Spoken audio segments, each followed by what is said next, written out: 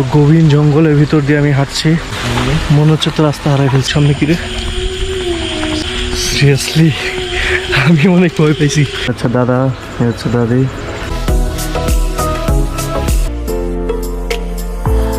রদ্দিও চাচা, জাহাঙ্গীর হোসেন। বিশাল আয়তনের একটি দিঘি, 200 বছর আগের মঠ এটা। আমার মনে হচ্ছে এই জায়গার জমিদার এখন আমি।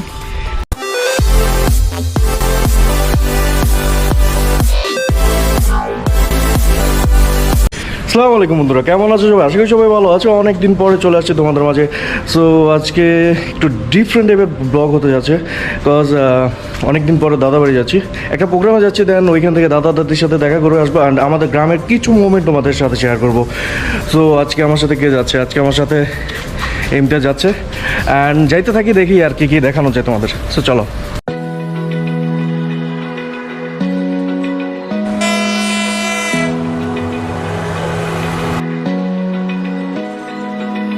Open eye, feel the waves cut through me, hypnotized by the sounds I'm breathing in. So বন্ধুরা, 9 ঘন্টা জার্নি শেষে দাদাবাড়ি এসেছি। কাজ রাস্তা অনেক প্রবলেম ছিল। কুমিল্লা যে মেন রোডটা ছিল চিটাগাং হাইওয়ে, ওইখানে একটা ব্রিজ ভেঙে যায়, যার কারণে আমাদের অনেক ঘুরে আসতে হয়। সো এখন আমি দাদার বাড়ি যাবো, অ্যান্ড একটা প্রোগ্রামে আসছি। সো প্রোগ্রামে যাব, দেন প্রোগ্রাম শেষ করে আমি তোমাদের মোমেন্টগুলো দেখাবো, কজ প্রোগ্রামটা অ্যালাউ নয়। সো প্রোগ্রামের কোনো শর্ত মতো দেখাইতে পারছি না, অ্যান্ড প্রোগ্রামে করে আবার চলে আসতেছি। সো দেখতে থাকো।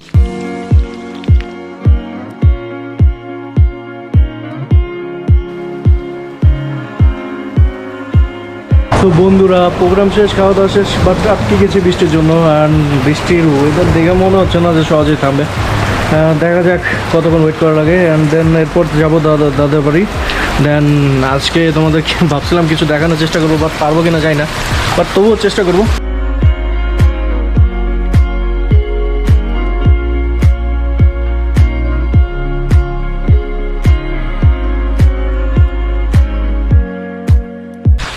তো বন্ধুরা,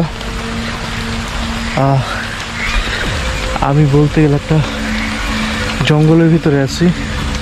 সো চারপাশে গাছ আর গাছ, তার ভিতরে বৃষ্টি হচ্ছে, টিপ টিপ করে বৃষ্টি হচ্ছে। সো গভীর জঙ্গলের ভিতর দিয়ে আমি হাঁটছি, আর আমাদের এখানে অনেক স্টোরি আছে, সেগুলো আজকে বলার চেষ্টা করব তোমাদের। রাত যেহেতু, অনেক গভীর জঙ্গল, তো ঠিক মতো রাস্তা দেখা যাচ্ছে না, অ্যান্ড তোমাদের জন্যই কষ্ট করতেছি। আর এই লক্ষ্মীপুরের কথা যদি বলি, তাহলে লক্ষ্মীপুর হচ্ছে, দেখি রাস্তা বন্ধ, ঘুরে যেতে হবে, রাস্তা বন্ধ করে দিচ্ছে। রাস্তা পেতেলে ওই সাইডটা মনে ঘুরে যেতে হবে। বেসিক্যালি আমি এখন ফুফুর বাসায় যাচ্ছি, ফুফুর বাসা থেকে ঘুরে আসবো। অ্যান্ড দুইটা ফুফুর কাছাকাছি থাকে, সো দুইটা ফুফুর বাসায় যাবো, তাদের সাথে কিছুক্ষণ গল্প করব, অ্যান্ড তাদের কাছ থেকে কিছু ইতিহাস জানার চেষ্টা করব। সো একটু নার্ভাস ফিল করতেছি, কারণ হচ্ছে এই আমাদের এই সাইডটাতে, লক্ষ্মীপুরের এই সাইডটাতে জিনের অস্তিত্ব বেশি দেখা যায়। সো একটু নার্ভাস ফিল করতেছি। তোমরা যদি দেখো, চারপাশে কিন্তু জঙ্গল, সো একটু নার্ভাস, বাট সমস্যা নাই, এক্সপিরিয়েন্স আছে অনেক। সো আশা করি জঙ্গলের ভিতর দিয়ে বের হইতে পারবো। আর বৃষ্টিতে মাটি পিছলা হয়ে গেছে, আমি এখন কাদা মাঠের উপর দিয়ে হাঁটতেছি। তো আগে যেই রাস্তা ছিল সেই রাস্তাটা এখন বন্ধ, সো আমাদের ঘুরে যাইতে হইতেছে। ঘুরে কোন দিক দিয়ে যেতে পারবো বুঝতেছি না। আর লক্ষ্মীপুরের কথা যদি বলি, বেসিক্যালি লক্ষ্মীপুর হচ্ছে একটা জেলা। তো অনেকেই কিন্তু জানে না যে লক্ষ্মীপুর একটা জেলা। অনেকে অনেককে বলতে হয় যে আমরা নোয়াখালীর বাসিন্দা। বেসিক্যালি নোয়াখালী আর লক্ষ্মীপুর কিন্তু দুই রকম। আমি কোন দিকে যাচ্ছি আমি জানি না, রাস্তা খুঁজে পাচ্ছি না। সো নোয়াখালী আর লক্ষ্মীপুর কিন্তু দুই জেলা, বাট কাছাকাছি চাঁদপুর, নোয়াখালী, লক্ষ্মীপুর, কুমিল্লা, চিটাগাং এই কয়টা ডিভিশন একসাথে আমাদের পড়ছে লক্ষ্মীপুরে।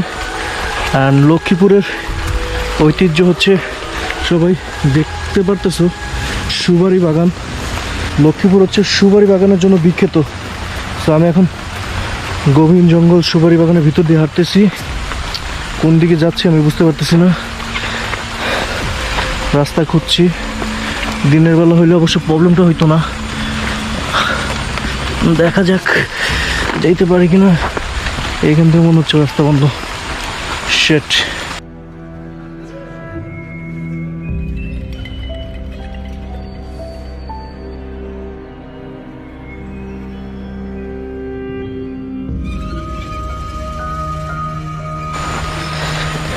অনুভূতি আশা করি বুঝতেছে সবাই যে এখন কোন সিচুয়েশন আছি। ভয়ানক এক জঙ্গলের ভিতরে, রাস্তা খুঁজে পাচ্ছি না, সব দিক দিয়েই বন্ধ দেখা যাচ্ছে। বুঝতেছি না কোন রাস্তায় আসলাম। মনে হচ্ছে তো রাস্তা হারাই ফেলছি। এখন বেরোবো কিন্তু বামে পুকুর।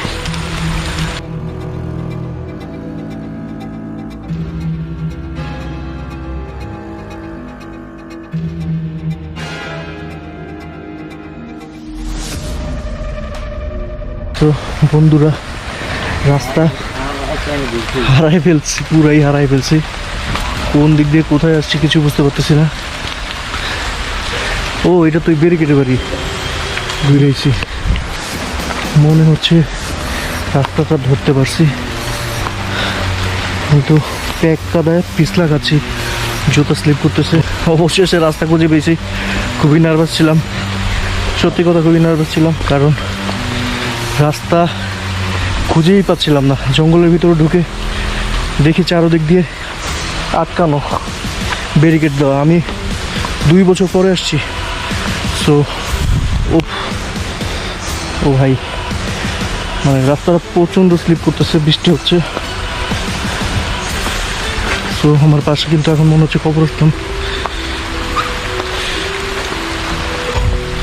অসাধারণ একটা এক্সপিরিয়েন্স তোমাদের সাথে আজকে শেয়ার করতেছি। তো এরকম সিচুয়েশন আমি আগে কোনো ব্লগে ফেস করিনি। যেটা বলতে চাচ্ছিলাম যে লক্ষ্মীপুর হচ্ছে সুপারির জন্য বিখ্যাত, নারিকেলের জন্য বিখ্যাত, আর খেজুরের রস তো আছেই।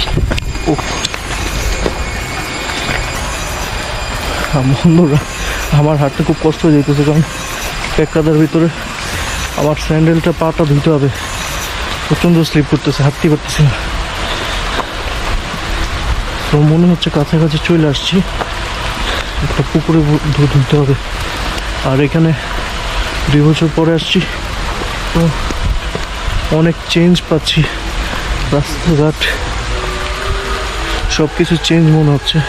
আমাদের বেশ কিছু শর্ট দেখাতে চাইছিলাম, কিন্তু একদিকে বৃষ্টি আর একদিকে সন্ধ্যা রাত হয়ে গেছে। সো দেখাইতে পারতেছি না।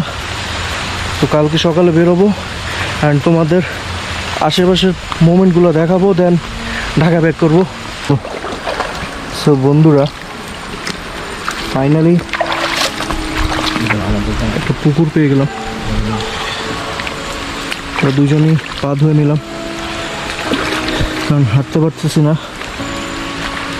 তো এখন একটু সুবিধা হয়েছে, ইটের সিলিং রাস্তায় চলে আসছি। সামনে কিচ্ছু দেখা যাচ্ছে না। বাম সাইড হচ্ছে পুকুর, ডান সাইড হচ্ছে বাগান, জঙ্গল। অ্যান্ড আমরা হাঁটতেছি, অলমোস্ট কাছাকাছি চলে আসছি পুকুর বসার। আমরা এখন পুকুর বসায় উঠবো।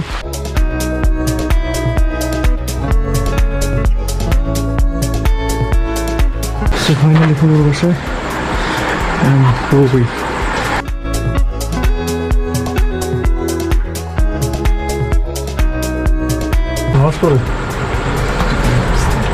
সব বন্ধুরা, আমি ফুপুর বাসায় আছি। আমি এতক্ষণ ফুপুর সাথে ছিলাম, অনেকক্ষণ গল্প করলাম।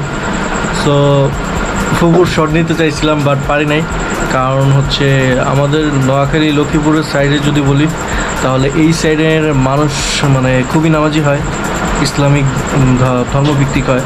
সো তারা ছবি পর্দাশীল মানে ছবি অ্যাভয়েড করে, পর্দাশীল থাকে সবসময়। সো আমি তাকে বলছিলাম, বাট সে বলতেছে না না আমি ক্যামেরার সামনে যাবো না, মানুষ আমাকে দেখবে, দরকার নাই ভাই। সো আমি তাকে দেখাতে পারিনি। বাই দ্য ওয়ে আমি অনেকক্ষণ তার সাথে অনেকক্ষণ গল্প করলাম। সো আমি যখন ছোটোবেলায় আসতাম গ্রামে আসতাম, আমি আগে রেগুলার ছোটোবেলায় ঈদের সময় গ্রামে আসতাম। সো তখন আমি অবশ্যই ফুপুর বাসায় আসতাম। অ্যান্ড এখানে ফুফাতো ভাই ছিল মানিক, সো এখন প্রবাস জীবন কাটাচ্ছে, বাইরে আছে। সো ও আমাকে অনেক সময় দিত, ওকে নিয়ে আড্ডা দিতাম, রাতের বেলা ঘুরতাম, দোকানপাট থেকে কিছু নিয়ে হাঁটাহাঁটি করতাম, গল্প করতাম, গান করতাম, অনেক মজা করতাম। সো এখন যেহেতু বড় হয়ে গেছে, সো সবাই ব্যস্ত হয়ে গেছে, এক একজন এক এক দিকে মুভ করে ফেলছে। সো তাই হয়তো তাকে এখন পাচ্ছি না, মানে কি এখন সাথে পাচ্ছি না। তো অনেকক্ষণ ফুপুর সাথে কথা বললাম। দেন এখান থেকে আরেকটা ফুপুর বাসায় যাবো, দেন ওইখানে দেখি ফুপু অ্যালাউ করে কিনা। সো দেখতে থাকো। সো বন্ধুরা আমরা এখন মুভ করতেছি, ফুপুর বাসা থেকে বেরোলাম। দেখো রাস্তা দেখা যাচ্ছে না কিছু। সো আমার চারপাশে বাগান, সুপারি বাগান। অ্যান্ড যেহেতু গহীন জঙ্গলে আছি, সো কিছু স্টোরি তোমাদেরকে বলবো এখন, ভৌতিক স্টোরি। কী বলবো বুঝতেছি না, কারণ আমার নিজেরই ভয় লাগতেছে, কারণ এই গ্রামে অনেকগুলো স্টোরি আছে। সো বলতে বলতে আবার আমারই কিছু হয়ে যায় কিনা আমি সেটাই ভাবতেছি। সো দেখা যাক, খেলা ভরসা শুরু করে দিই। ফার্স্ট অফ অল এই গ্রামে অনেক পরিচিত একটা নাম, যেটা হচ্ছে জিনমারা। সেটা হচ্ছে আমার দাদা নিজেই মেরেছে। তো সেটা কীভাবে মেরেছে আমি এখন তোমাদেরকে বলবো। আমার দাদা আগে বিজনেস করতো। তো আমার দাদা, আমি কালকে দেখাবো, দাদা দাদিকে কালকে দেখাবো। সো দাদা দাদির সাথে মোমেন্টগুলো কালকে তোমাদের সাথে শেয়ার করব। দাদা যখন রাতের বেলা আসতো, তো তখন দাদি ঘুমিয়ে যেত। দেন এখানে লাইট দেখা যাচ্ছে, সো একটু সাহস পাচ্ছি। তো যখন দাদা আসতো, দাদি ঘুমিয়ে যেত। দেন পিছিয়ে তাকাচ্ছি লেগা, সামনে তাকায় আর পিছিয়ে তাকালে তো ভয় পাবি। কখনো এরকম সিচুয়েশনে পিছনে তাকাইতে নাই, ঠিক আছে? সো যা হবে সামনাসামনি হবে, কেউ পিছনে ভুলে তাকাবে না। তো দেন দাদা, আমার পাশে কবরস্থান আছে, পার হয়নি। তো দাদা রান্না বান্না করে খেত। তো একদিন উনি মাছ নিয়ে আসছিল, তো মাছ ভাজতেছিল। আর মোটামুটি সবাই জানি যে জিন জাতির পছন্দ কী কী। একটা কথা বলে নিই, আমরা কিন্তু একটু ঘুরে যাচ্ছি, অনেক দূর ঘুরে যাচ্ছি, কারণ ওই রাস্তা দিয়ে আর যাচ্ছি না, যে রাস্তা দিয়ে আসছি, যে ওই রাস্তার মানে খুবই ভয় পেয়েছিলাম, রাস্তায় খুঁজে পাচ্ছিলাম না। যাই হোক, তো জিন জাতির পছন্দের খাবার হচ্ছে গরুর হাড়, মিষ্টি, আর হচ্ছে মাছ, ভাজা মাছ। তখন একদিন যখন তিনি বাঁচতেছিল, তো তখন দাদাকে এসে বলতেছে যে মাছ খাবে।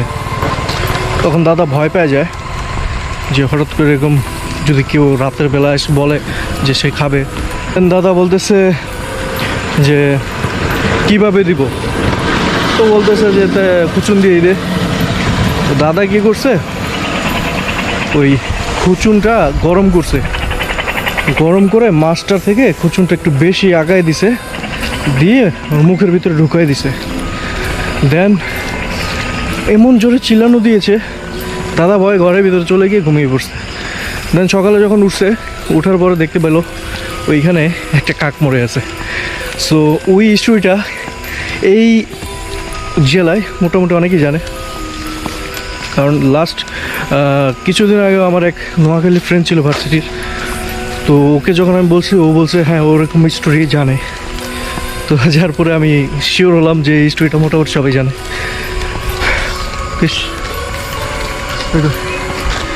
বেশ কিছুক্ষণ পরে আমি কিন্তু ভয় পাইছিলাম, মানে আচুক্কা দেখলাম একটা সাইকেল অন্ধকারের দিকে চলে আসছে। যেমন একদিন বিকেলবেলা আমার ফুফাতো ভাই ভাসানি ও আরেক ফুফুর বাসা যাচ্ছিল। তো ফুফুর বাসা থেকে যখন ও ব্যাক করতেছিল, ও বিকালবেলা ও এমন একটা রাস্তা দিয়ে হাঁটতেছিল যেই রাস্তাটা মোটামুটি অনেকটা সরু, আর পাশে বেশ কিছু কবরস্থান ছিল, আর ওইখানে মানুষ ছিল না কোনো।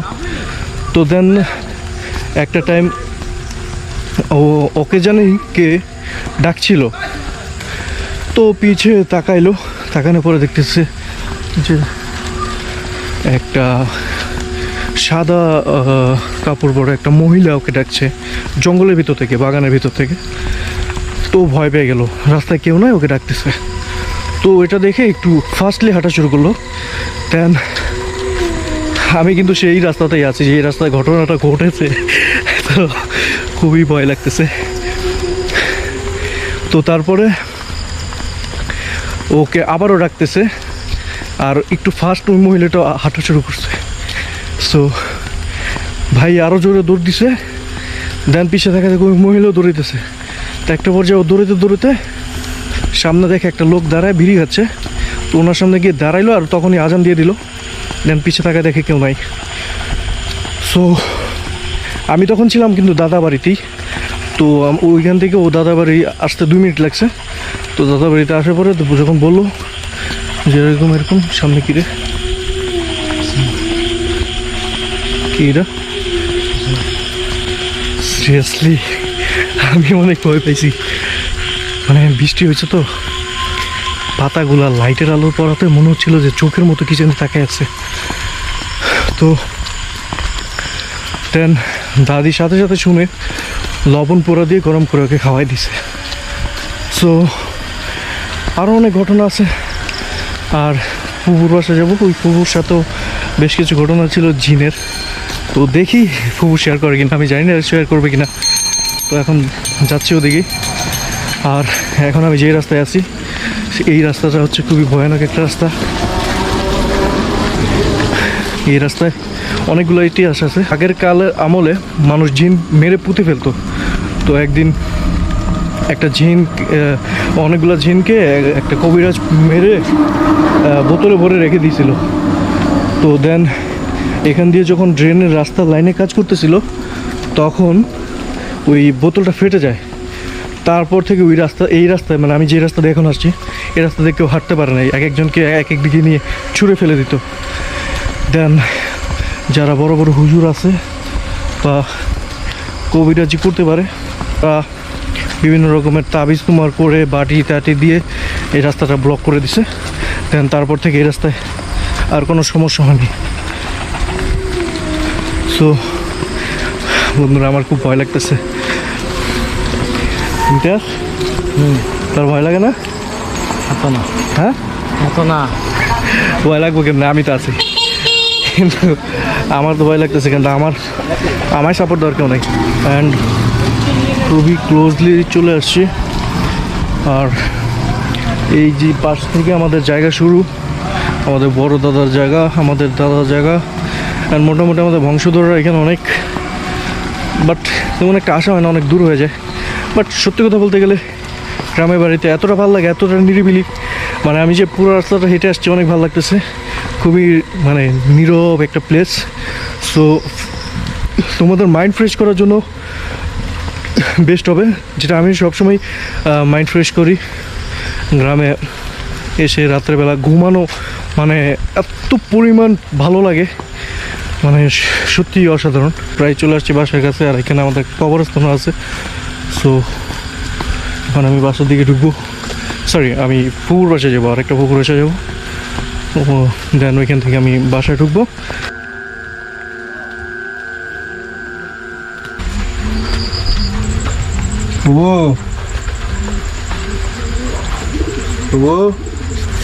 ঘুমাই গেছেন?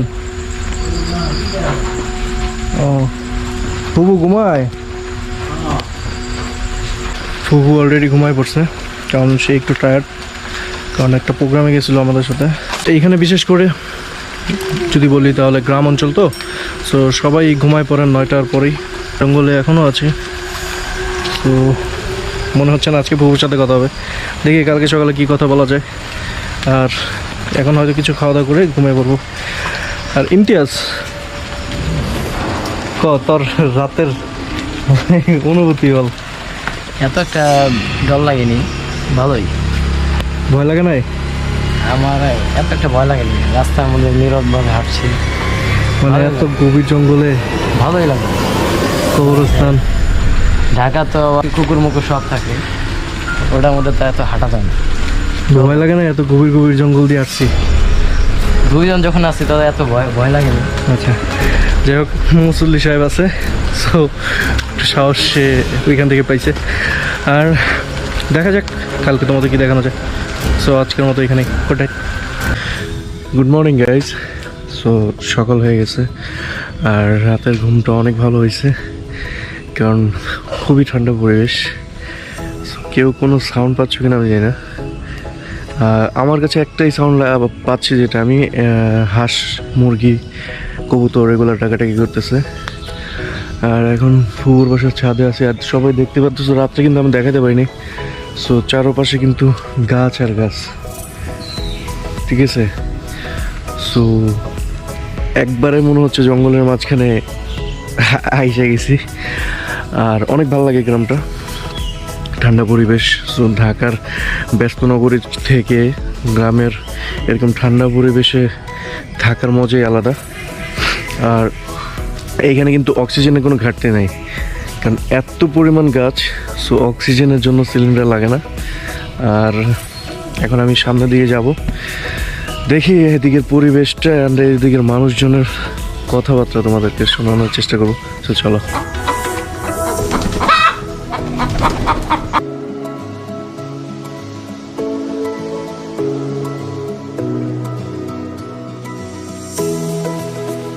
সো আমি গ্রামের ভিতরে হাঁটতেছি, অ্যান্ড আমার পাশে কিন্তু অনেকগুলো খাল দেখা যায়, এরকম টুকটাক এদিক ওদিকে থাকে। সো বর্ষাকালে যখন পানি ওঠে তখন এই খাল দিয়ে পানিগুলো আসা যাওয়া করে। আর প্রতিটা বাড়িতে কিন্তু পুকুর আছে, সো যার যা পার্সোনাল পুকুর আছে। তো কিছু মানুষ মাটি থেকে পানি ওঠায়, আবার কিছু মানুষ পুকুরেই সব কিছু শেষ করে। আর অনেক বাড়িতে এরকম পাকা ব্রিজ আছে, আর কিছু বাড়িতে একটু ডিফারেন্ট ব্রিজ আছে, সেটাও দেখাচ্ছি। সো এইটা কিন্তু হচ্ছে সুপারির গাছ দিয়ে বানানো। সো অনেক জায়গায় বাঁশ দিয়েও বানানো আছে। সেটা হচ্ছে সুপারি ব্রিজ।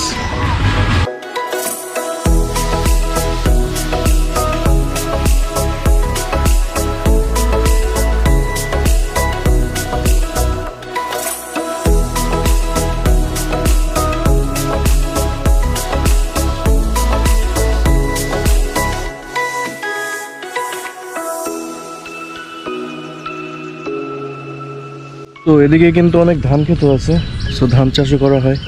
তো মোটামুটি এখানে সবই পাওয়া যায়। দেখি আর কি কি দেখানো যায় তোমাদের।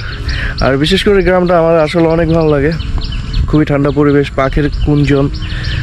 সো একবারে নিরিবিলি, সো এটা যেই কারো ভালো লাগবে। সো এদিকে যেই রাস্তাটা গেছে, এদিকে একটা স্কুল আছে, স্কুলের নামটা মনে নেই। সো 2002 সালে আমি ক্লাস 2তে এখানে পড়েছিলাম। আর পাশে একটা ঈদগাহ আছে। সো আমরা যখন আসতাম তখন ঈদগাহের জন্য, নামাজের জন্য আমরা এদিকে মুভ করতাম ঈদের দিন। সো মোটামুটি 2 কিলো হবে, আর 2 কিলো হেঁটে যেতাম। সো গ্রাম অঞ্চলে হাঁটলে মনে হয় না যে আমরা হাঁটতেছি বা কত দূরে হাঁটছি, এটা বোঝাই যায় না। সো এটা ছিল আমার একটা মেমোরি। সো এখন আমরা যে রাস্তায় হাঁটতেছি, এই ছেলেটার, ঠিক আছে, এই জায়গায় একটা স্টোরি আছে। সো ও একবার ওর জুতা হারায় গেছিলো, আমরা রাতের বেলা সবাই আসছিলাম। তো এই রাস্তায় আমরা সামনে এক ব্রিজে বসেছিলাম। তারপরে হঠাৎ করে ওর জুতা, তখন আমার কত 6-7 বছর আগের কথা, হঠাৎ করে ওর জুতা একটা পাচ্ছিলাম না। পরে খুঁজতে খুঁজতে সারা রাস্তায় জুতা পেলাম না, বা জুতাটা কে নিল বুঝতেই পারলাম না। যাই হোক, এরকম অনেক ঘটনা নোয়াখালীতে থাকে।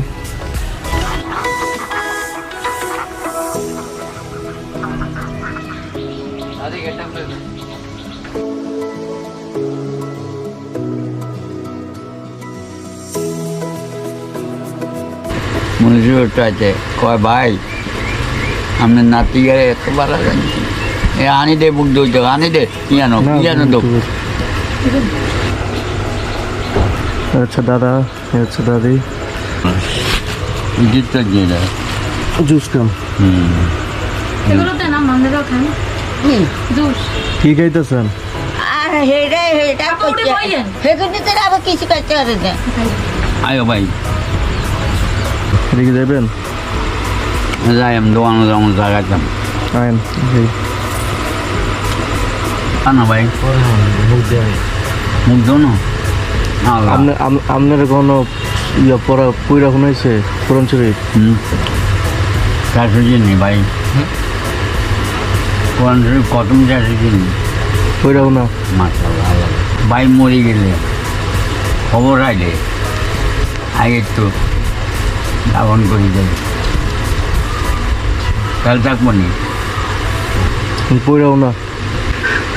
أعوذ بالله من الشيطان الرجيم بسم الله الرحمن الرحيم إلا عبادك منهم المخلصين قال فالحق والحق أقول لأملأن جهنم منك وممن تبعك منهم أجمعين قل ما أسألكم عليه من أجر وما أنا من المتكلفين إن هو إلا ذكر للعالمين ولتعلمن نبأه بعد حين صدق الله العظيم আল্লাহ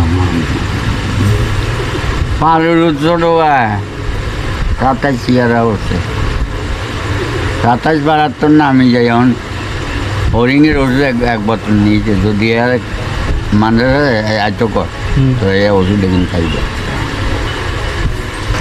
কত বড় শতান এটার ভারী জনি হ্যাঁ জনি কত বড় শতান এটার হাড়ি আঁদে গেছে আবার যাবে আমারে হ্যাঁ রে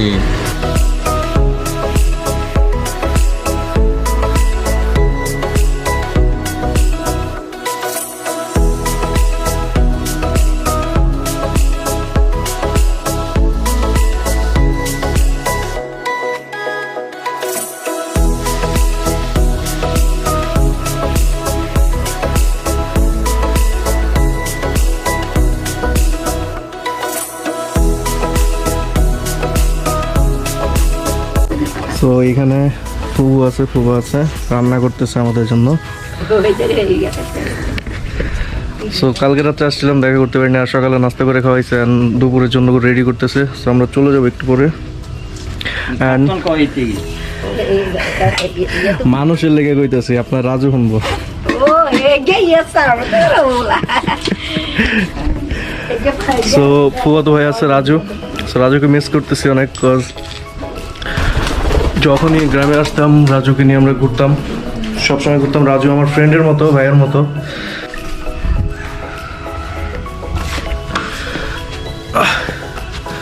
সো যখনই ফুপুর বাসায় আসতাম ফুপুর সাথে অনেক গল্প করতাম। তো উনি আমাদের ভূতের গল্প শোনাইতো and অনেক ভালো লাগতো। রাত্রেবেলা আমরা থাকতাম তো ফুপুর কাছ থেকে গ্রামে ভূতের গল্প শুনতাম and এত ভয় লাগতো মানে বিশ্বাস করবো না, এখান থেকে এখানে যেতে পারতাম না। সো এটা আমার দাদা বাড়ি, এটা আমার ফুপুর বাড়ি। তো অনেক দিন পরে আসছি, তাদের সাথে দেখা করলাম, কথাবার্তা বললাম, ভালো লাগলো অনেক। আর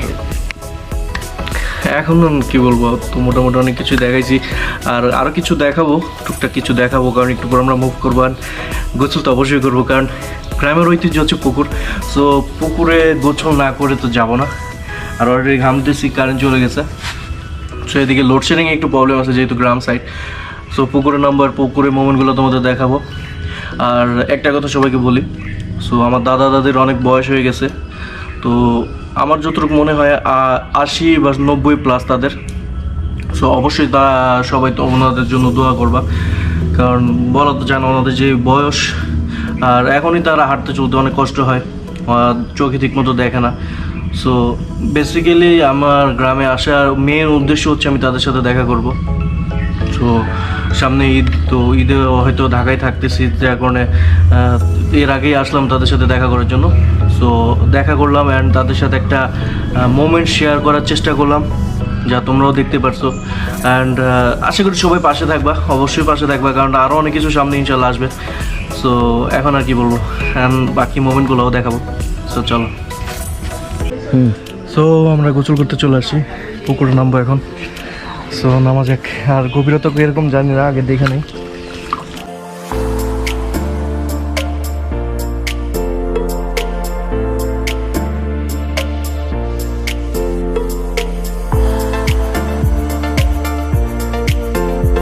ওদিকে ঠাই পাওয়া যায় না, তো আমি রিস্ক নিব না। অনেকদিন পরে আসছি, সাঁতার এতটা এক্সপার্ট না, তাই রিস্ক নিব না। আমি যে এখন দাঁড়ায় আছি,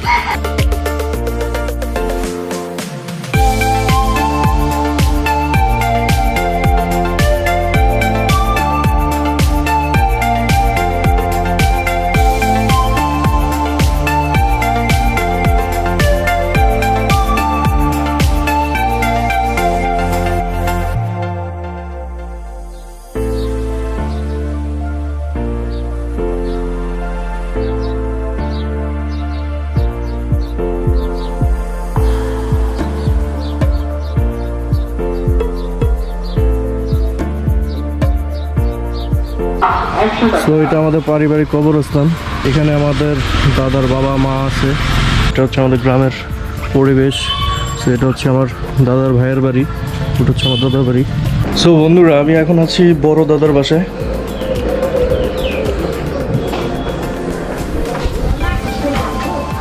এই জায়গায় একটা উলঙ্গ ছেলে দেখা যাচ্ছে, পেয়ারা বাড়তেছে। সো বন্ধুরা, আমি এক বিশেষ পার্সনের সাথে আছি। সো আমি এখন তাকে পরিচয় করে দিব। সো আমার শ্রদ্ধেয় চাচা জাহাঙ্গীর হোসেন, উনি ঢাকা জজ করে আছে। তো উনি অনেক মানুষের হেল্প করে, অনেকভাবেই হেল্প করছে, বিনা পয়সা অনেকের হেল্প করছে। সো ওনার প্রশংসা না করলেই নয়, উনি অনেক ভালো একটা মানুষ। তো আমি ছোটোবেলা থেকেই ওনাকে দেখে বড় হয়েছি, অনেক আমাদেরকে অনেক সাপোর্ট দিত সবসময়। তো আজকে আসছি, আসার পরে আমি জানতাম না যে চাচা বাড়িতে আছে। সো দেখা হয়ে গেল। অ্যান্ড চাচা, আপনার ফিলিংস কি বলেন? না, তুমি আসলে গ্রামে আসছো দীর্ঘদিন পর। আমার ভাতিজা ঢাকাতে থাকো, বড় হয়েছো, হ্যাঁ, ঢাকার একটা পরিবেশে থাকো, কিন্তু গ্রামের এই মনোরম পরিবেশে সুন্দরবনের মতো আমাদের এলাকা।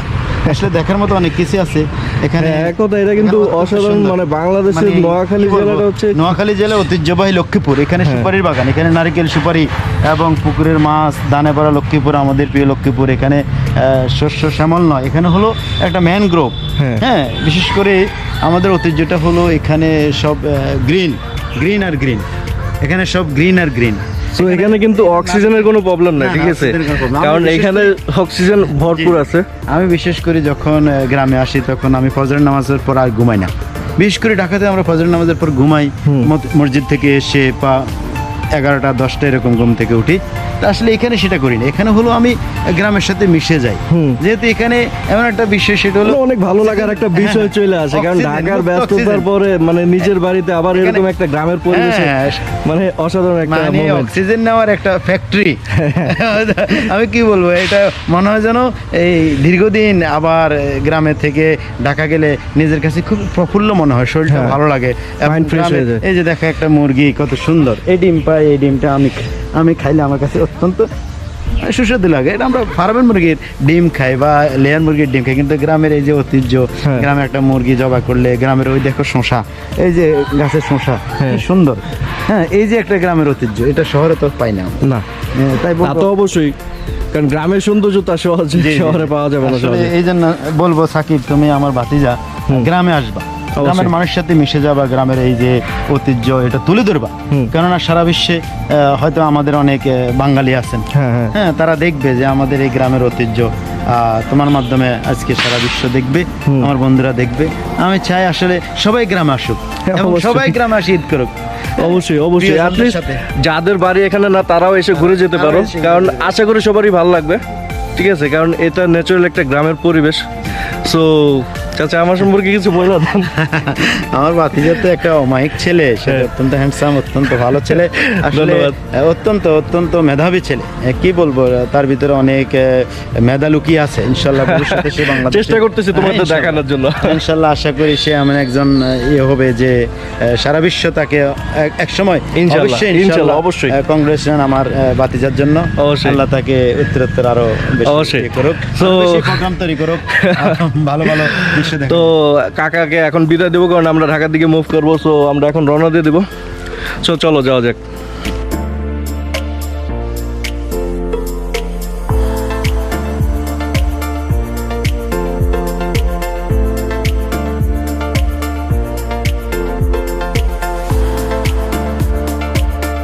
এরকম জায়গা কিন্তু ঢাকা শহরে নাই। সো এই জায়গাগুলো অসাধারণ। পুকুর পাড়ে বসে থাকা যায়, গোসল করা যায়।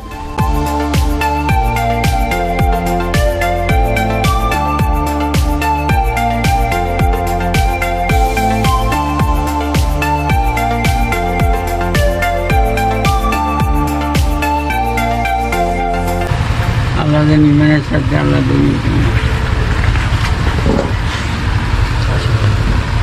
দেখে দিল কিছু দিতে চাইলাম, বাইরে দিতে চাইলাম। আল্লাহর কাছে আনাবো, আল্লাহ যে ভালো রাখো, শান্তি রাখো। আল্লাহর কাছে দেখে দাদি আল্লাহর কাছে আল্লাহর কাছে আনাবো। খাইবেন কিছু? না ভাই, না খাইছি, চা খাইতে আর খাইতে না। যাই গিয়ে তাহলে। আচ্ছা কোথায় যাই? তো বন্ধুরা, এটা হচ্ছে দালাল বাজার ডিগ্রি কলেজ, অ্যান্ড আমার পিছন সাইডে আর কি স্কুল আছে, মানে স্কুল কলেজ আছে। যাই হোক, তো নোয়াখালী বা লক্ষ্মীপুর এই সাইডগুলোতে শিক্ষার মান কিন্তু অনেক ভালো। তো অনেক স্কুল কলেজ মাদ্রাসা অনেক কিছু আছে, অনেক বড় বড় আছে। বাট আমি সময়ের স্বল্পতার কারণে আমি তোমাদের দেখাইতে পারতেছি না। তো সামনে একটা বড় দিঘি আছে, দিঘিটা তোমাদের এখন দেখাবো।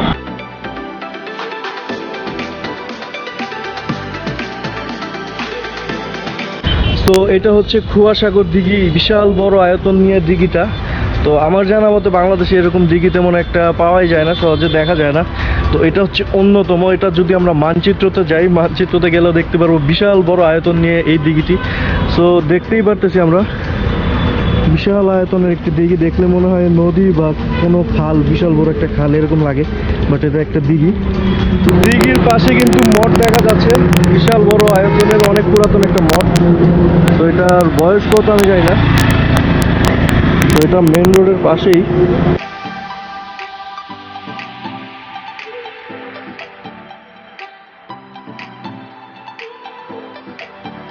200 বছর আগে একটা নিচে 200 বছর আগের মঠ এটা। সো অনেক পুরাতন এটা, 200 বছর আগের মঠ। তো আমরা ইট দেখলেই বুঝতে পারতেছি। ওইখানে কিন্তু জমিদার বাড়ি আছে, অনেক পুরাতন ঐতিহ্য এখানে কিন্তু আছে। দালাল বাজার লক্ষ্মীপুরে। তো এটা কিন্তু দিঘির পাশে, মেন রোডের পাশে। আমরা আসা যাওয়ার সময় কিন্তু দেখতে পারবো। আর এই দিঘিটা কিন্তু জমিদারদের ছিল। তো বন্ধুরা, আমি একদম জমিদার বাড়ির কাছে ছিলাম, কিন্তু এখান থেকে চলে যাব তাকে হয়। তো আমি এখন জমিদার বাড়িতে আছি, আমি জমিদার বাড়ির ভিতরে ঢুকতেছি।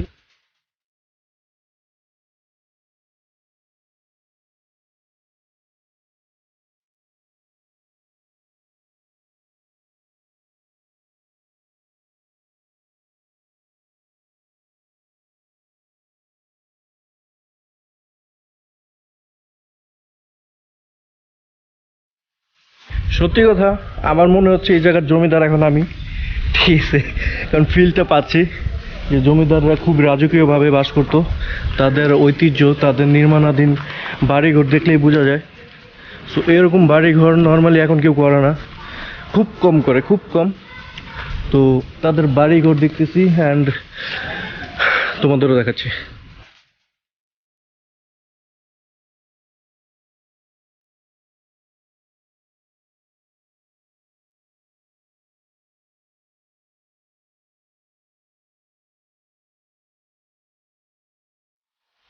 এখন কিন্তু আমার ভয় লাগতেছে, কারণ একটু অন্ধকার জায়গাটা। একটু এটা হচ্ছে জমিদারদের বাগান।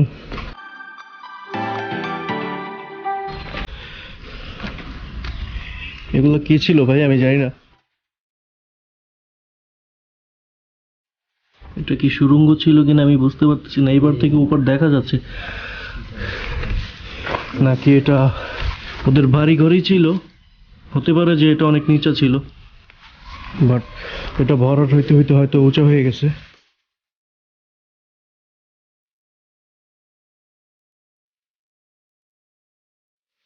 হ্যাঁ, এটা বড় হইতে হইতে উঁচু হয়ে গেছে। এই জিনিসগুলো দেখলেই বোঝা যায় এটা অনেক নিচে ছিল। আর এটা হচ্ছে দিঘি, আরেকটা দিঘি, এটাও মোটামুটি বড় কিন্তু ওটার মতো বড় না। আমরা জমিদার বাড়িটাও দেখে ফেললাম। তো চলো এখন মুভ করা যাক ঢাকার পথে।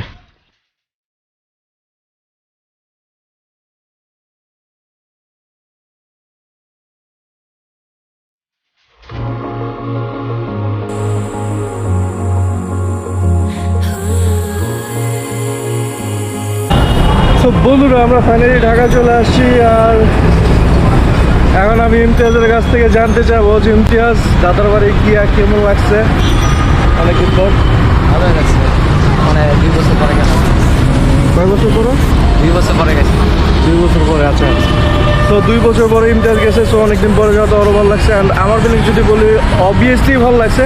বাট ব্লগটা সম্পর্কে যদি একটু বলি, এই ব্লগটা করার মেন উদ্দেশ্য ছিল দাদা দাদিকে দেখতে যাবো অ্যান্ড গ্রামের মোমেন্টটা তোমাদেরকে দেখাবো। তো ওইভাবে প্ল্যান করা ছিল না, তাই হুট করে গেছি, তাই হুট করে সব কিছু তোমাদের দেখানোর চেষ্টা করছি। অ্যান্ড বাই দ্য ওয়ে, সবাই আশা করি ভালো লাগবে। অ্যান্ড অবশ্যই কমেন্ট করে জানাবা তারপরে কেমন লাগছে। অ্যান্ড আর কি করতে হবে, অবশ্যই সাবস্ক্রাইব করতে হবে, পাশে থাকতে হবে, যাতে আরও নতুন নতুন কিছু নিয়ে চলে আসতে পারি। তো আজকের মতো আর কোনো কথা বাড়াবো না, আজকে এখানে বিদায় নিচ্ছি। সবাই ভালো থাকবে, সুস্থ থাকবো, আল্লাহ হাফেজ।